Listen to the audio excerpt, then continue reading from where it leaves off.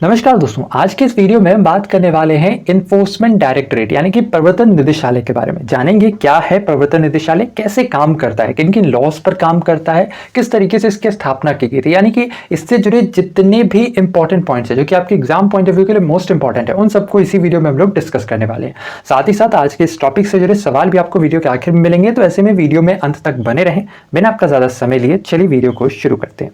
सबसे पहले बात करते हैं चर्चा में क्यों है। तो अभी हाल ही में जो प्रवर्तन निदेशालय इसने कई सारे ऐसे शख्सियतों को समन जारी किया है या फिर उन्हें बुलाया है अलग अलग केसेस में पूछताछ करने के लिए, जिसकी वजह से ये अभी हाल ही में काफी ज्यादा न्यूज में बना हुआ है। इनमें जो सबसे पहला नाम आता है यह आता है संजय राउत का, जो कि शिवसेना के नेता है। इन्हें अभी हाल ही में ईडी के द्वारा एक समन जारी किया गया था। इसके साथ ही साथ अभी हाल ही में कुछ टाइम पहले ही बॉलीवुड कलाकार जैकलिन फर्नांडिस से भी मनी लॉन्ड्रिंग के केस में ईडी ने पूछताछ की थी। इसके साथ ही साथ अभी हाल ही में ईडी ने नेशनल हेराल्ड मामले में कांग्रेस अध्यक्ष सोनिया गांधी और पूर्व कांग्रेस अध्यक्ष राहुल गांधी से भी कई दिनों तक पूछताछ की थी। तो आइए जानते हैं क्या है प्रवर्तन निदेशालय। प्रवर्तन निदेशालय यानी कि ईडी, जिसे आर्थिक प्रवर्तन निदेशालय भी कहते हैं। जो ईडी है यह असल में आईआरएस, आईसीएस, आईपीएस और आईएएस अधिकारियों से बना है। इसके साथ ही साथ ईडी की स्थापना 1 मई 1956 को the foreign exchange regulation act 1947 के अंतर्गत विनिमय नियंत्रण विधियों के उल्लंघन को रोकने के लिए आर्थिक कार्य विभाग के नियंत्रण में प्रवर्तन इकाई का गठन किया गया था।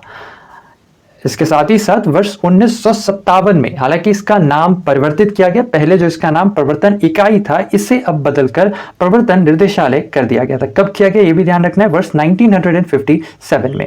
इसके साथ ही साथ जो ईडी है, जब इसका गठन हुआ था तब यह वित्त मंत्रालय के आर्थिक मामलों के विभाग के अंतर्गत काम करता था, लेकिन साल 1960 में यह भारत सरकार के वित्त मंत्रालय के राजस्व विभाग के नियंत्रण में काम करता है।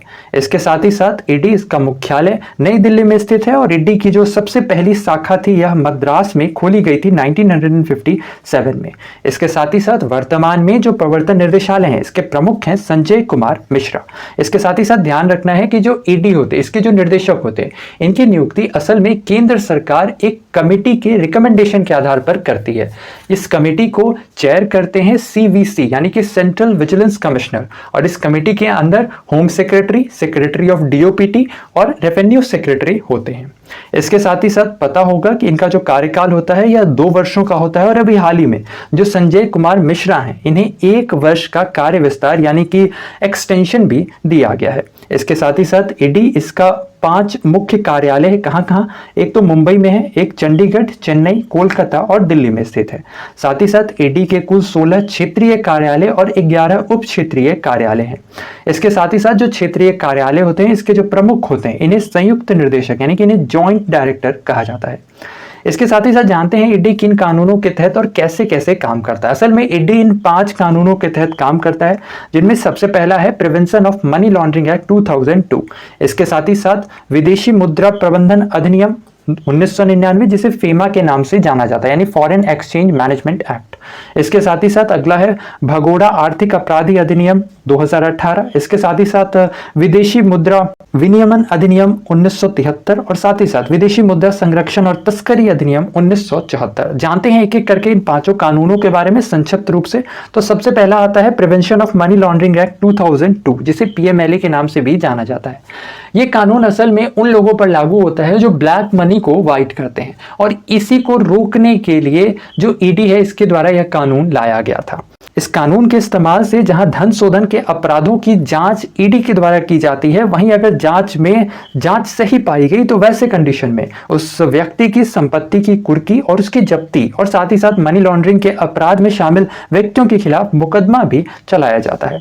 इसके अलावा अगला आता है, यह है विदेशी मुद्रा प्रबंधन अधिनियम 1999, जिसे फेमा के नाम से जाना जाता है यानी फॉरेन एक्सचेंज मैनेजमेंट एक्ट। अब इसमें एक वर्ड निकल कर आ रहा है, यह फॉरेन एक्सचेंज।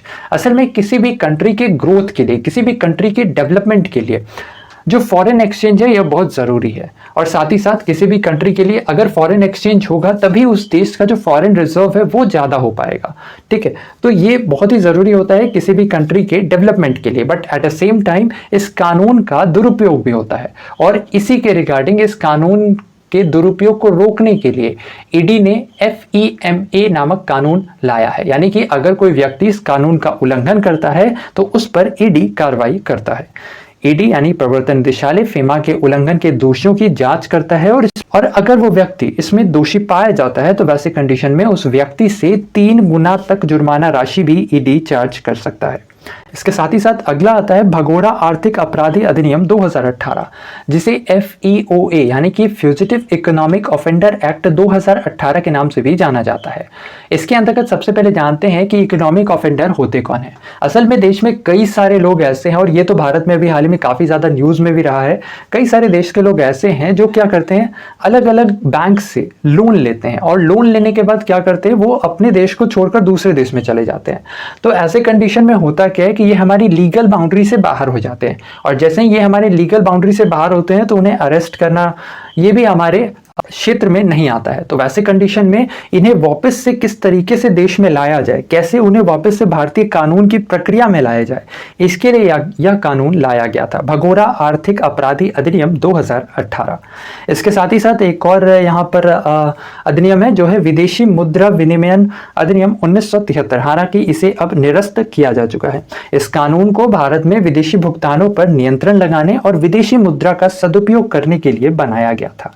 इसके साथ ही साथ अगला आता है विदेशी मुद्रा संरक्षण और तस्करी अधिनियम 1974।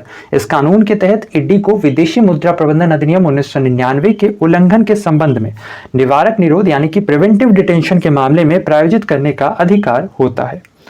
और अब जानते हैं जो ईडी है इसकी क्या क्या अधिकार है और इसकी शक्तियां क्या क्या है।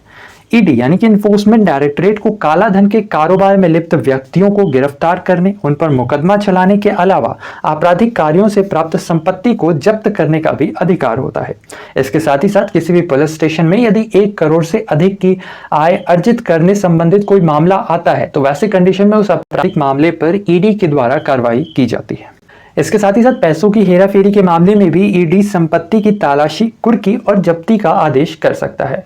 इसके अलावा prevention of money laundering act की धारा 4 के तहत दंडनीय अपराध की सुनवाई के लिए केंद्र सरकार उच्च न्यायालय के मुख्य न्यायाधीश के परामर्श से एक या फिर उससे अधिक सत्र न्यायालय को विशेष न्यायालय के रूप में नामित करती है, और ये जो विशेष न्यायालय होता है इसे PMLA कोर्ट के नाम से जाना जाता है। और अब चलते हमारे आज के टॉपिक से जुड़े सवाल पे।